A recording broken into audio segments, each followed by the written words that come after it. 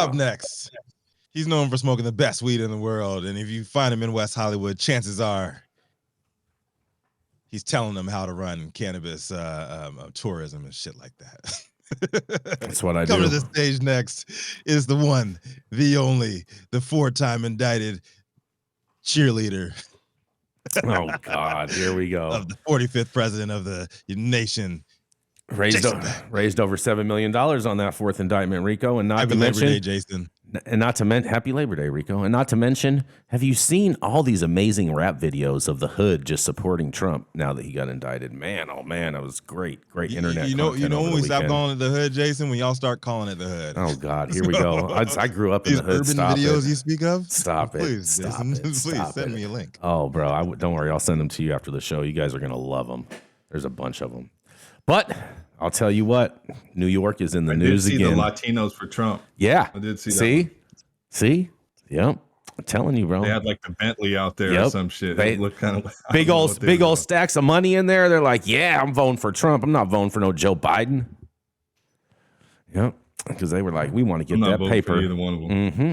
Exactly. Anyways, but nonetheless, I have a real story. I have a real story for you guys. For Trump, they want the wall, but they want the contract to build the wall. Like, how's this all going to work out? I'm not clear. Don't worry. It's going to all work itself out, Yarrow. Don't worry. I have the answers for you. We'll talk about it after the show. But nonetheless, there's a medical marijuana companies. They're slamming Governor Hochul over New York's legal weed rollout mess. Oh, man, I think this is one time I can actually get behind the MSOs. Medical marijuana sellers have urged Governor Kathy Hochul to allow them to peddle their product to adult use consumers after being blocked from the Empire State's law legalizing pot sales. The 4 medical cannabis operators who were the first New York to be authorized to sell marijuana in the first place, but only for medical purposes, implored Governor Hochul to reverse course and offer them licenses so they can help ramp up the state's slow and rocky rollout and boost sales and tax revenues. The OCM, the Office of Cannabis Management, has ignored the collective wisdom of every other state with an adult use cannabis program, and most recently Maryland, to permit existing medical operators to stand up the adult use market. The operators wrote in August 31st letter to the governor obtained by the Post. OCM has abused its authority under New York's adult use law, played politics with the licensing process, and allowed thousands of unregulated commercial scale sellers to flood the market with unregulated and unsafe cannabis products. The strongly worded letter continues to say, today, the state's entire cannabis ecosystem is in dire need of a new direction, they say. And they're not talking about one direction, they're talking about a new direction.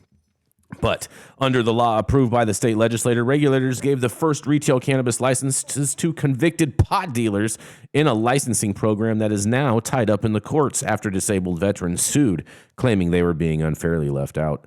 The letter to Governor Hochul noted a huge number of illicit pot shops that have sprouted up, while only 23 licensed dispensaries have opened, thus allowing the illegal operators to cannibalize the market without paying taxes, with some selling tainted weed. In a quote, the state's ineptitude is endangering New Yorkers who wish to consume cannabis safely and legally, while also hurting taxpayers, said the letter signed by Matt Darren, CEO of Curaleaf, Brett Novely, CEO of PharmaCann, and Ben Kovler, CEO of GTI, and Dennis Caron, CEO of Acreage. The medical pot operators claim that immediately issuing them licenses would be more than double the number of adult use marijuana dispensaries in the state, while helping other cannabis sellers, including convicted pot dealers, sustain their own business.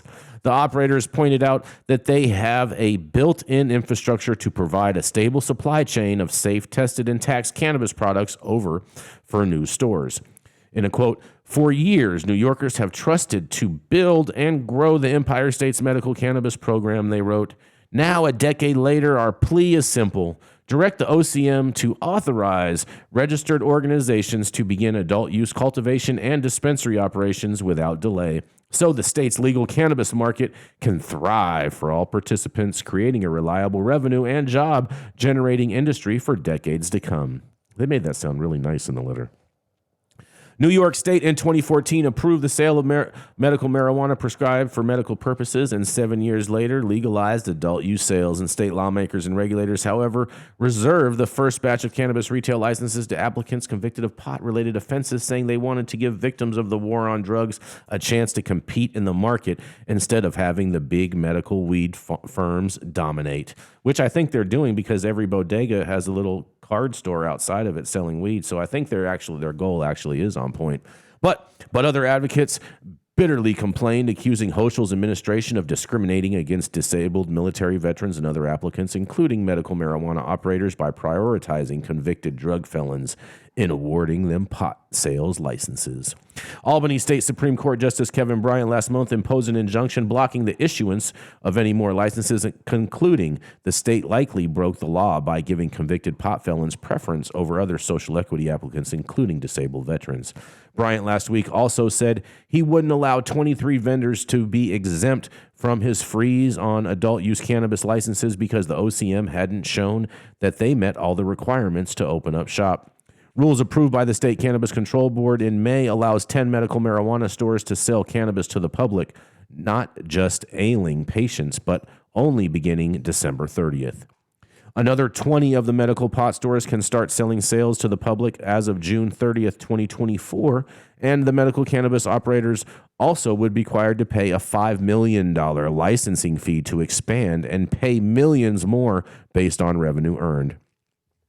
Hochul's office said it was reviewing the letter from the medical cannabis operators, and New York State is establishing the most equitable adult use cannabis market in the nation that offers consumers high-quality New York-grown, processed, and tested products while addressing the wrongs of the past, said Hochul's spokesperson John Lindsay.